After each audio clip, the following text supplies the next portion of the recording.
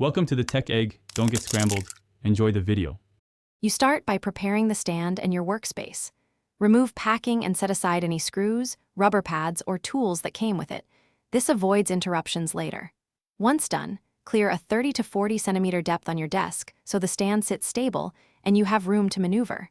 Make sure your laptop is closed and placed on a case or sleeve nearby to protect the lid while you adjust. This first setup reduces fumbling and prevents accidental drops. You now assemble and fine-tune the stand. Slot the arms into the base, confirming alignment marks, and tighten fasteners by hand before final adjustments. This prevents cross-threading. Next, set the height and tilt. Aim for a 10 to 20 degree angle so your screen top is near eye level.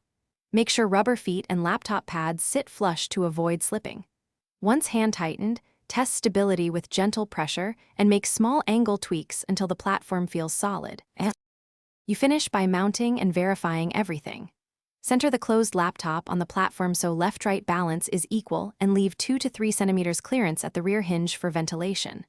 Route power and peripherals through the rear cutout and secure cables with clips to prevent tugging.